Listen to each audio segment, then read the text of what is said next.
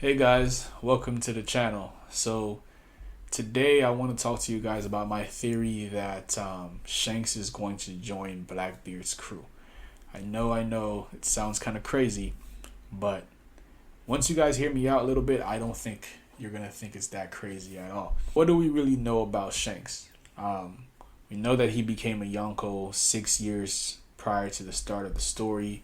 A lot of people are theorizing that it's because he went to Elbath and was able to subdue Loki. We know that 10 year around the 10 year mark, around where he met Luffy, that Shanks' bounty was probably around the $1 billion mark, and I think his bounty raised to $1 billion when he attacked the CP9 ship at the time. I think it was CP9 that Who's Who was a part of. That Shanks attacked, and he basically got a bounty of over $1 billion. I think his bounty increased, but the crime of stealing the devil fruit wasn't really reported, because I always wonder how the mountain bandits that attack Shanks wasn't aware of who he is. That just basically goes to show what the world government says, that Shanks is not somebody who attacks unless he's provoked. So maybe he's kept a low profile. So just like Luffy's crimes were covered up, I think maybe a lot of Shanks' crimes were covered up because they were committed in the same sense of the way Luffy committed his crimes, to help somebody. A few times we saw Shanks, we first see him in Sarah Village with Luffy, and he's the one that inspired Luffy by saving his life, and also kind of showing him, I'll get to that a little bit later, of what a true pirate is supposed to be.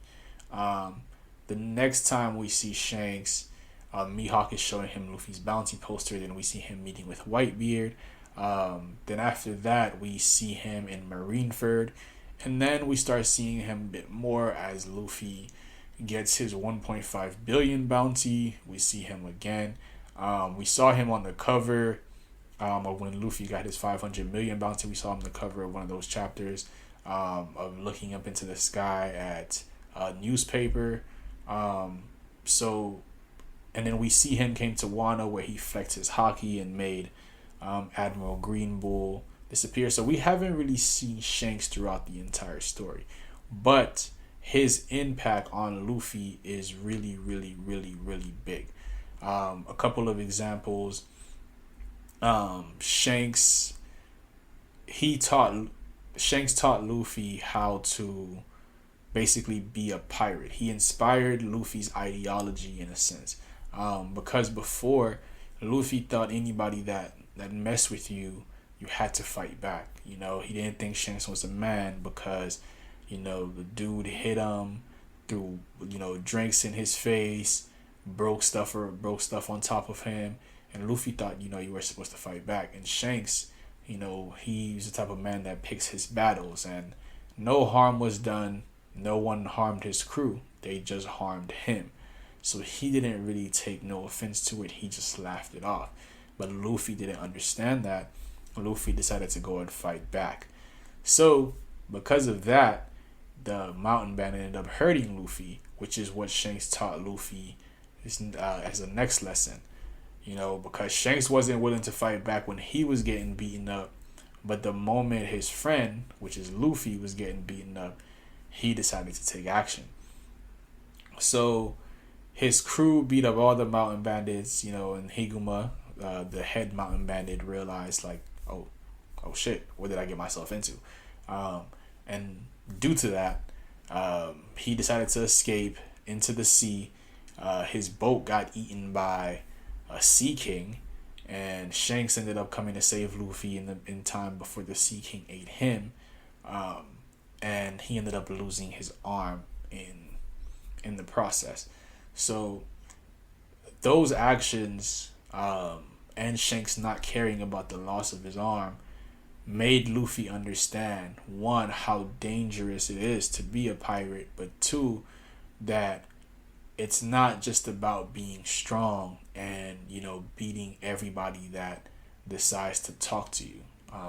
And we saw Luffy took the same practice with Bellamy because he realized that fight wasn't worth it. You know what I mean? So he got beat up and he didn't even care. So in the long Ring Land arc, Oda introduced the Davy back fight where Luffy, Foxy, and Foxy's crew engaged in a Davy back fight. There was a water race, there was a track race on skates, and there was the Groggy Ring with with Zoro and Sanji, where they played this basketball or rugby type game with the two like monkey brothers whose names I'm forgetting right now.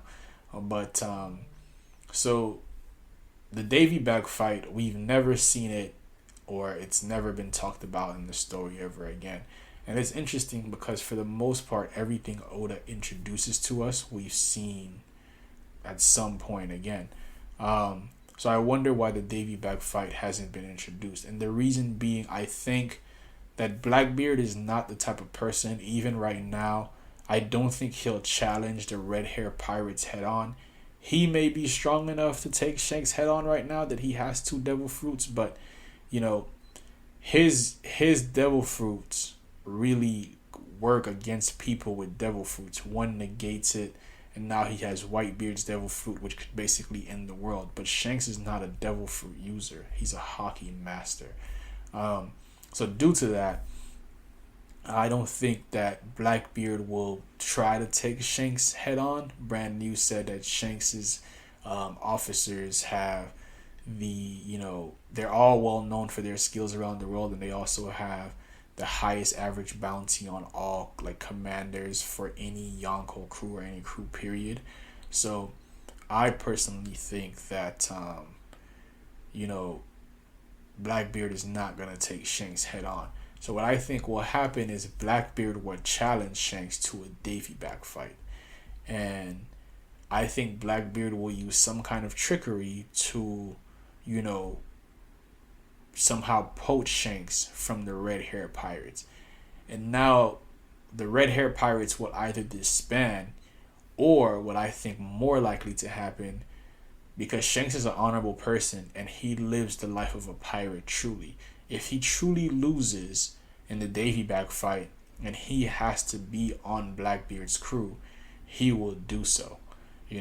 Reluctantly, but he will do so. And in order to prove his loyalty, I think Blackbeard will make him attack his crew. And I don't think his crew will fight back. And so I think Shanks will annihilate his crew. And due to that, I think Shanks will, if you guys ever seen Rurouni Kenshin and Kenshin's alter ego, the Batosai character, I think Shanks killing his crew will probably, break something in him, and maybe the celestial dragon and the blood of Saint Figurlin Garling with that ruthlessness will come out.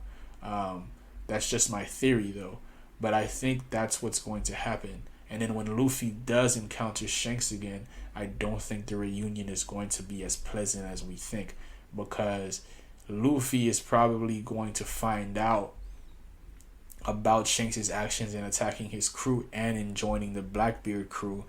And in the same way that Luffy ran to Whole Cake Island just to find out what's going on with Sanji, Luffy is going to go find Shanks to find out, like, okay, why did you join Blackbeard's crew? You're a captain.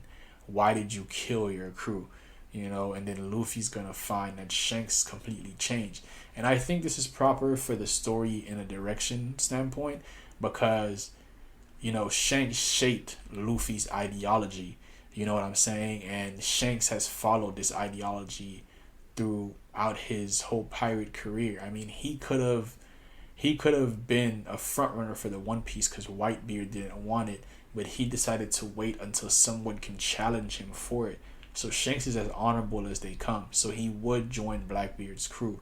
But because he shaped Luffy's ideology, it'll be interesting how Luffy handles it. The person that, taught him how to be a pirate, became a pirate that stands against everything that he learned from him. You know what I mean?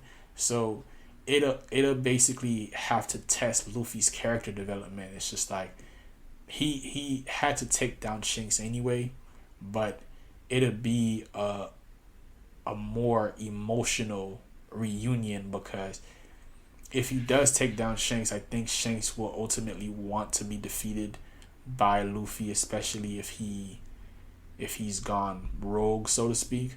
But let me know what you guys think. That's my theory. I hope you guys, give me your thoughts in the comments. Like and subscribe, and I'll see you guys next time.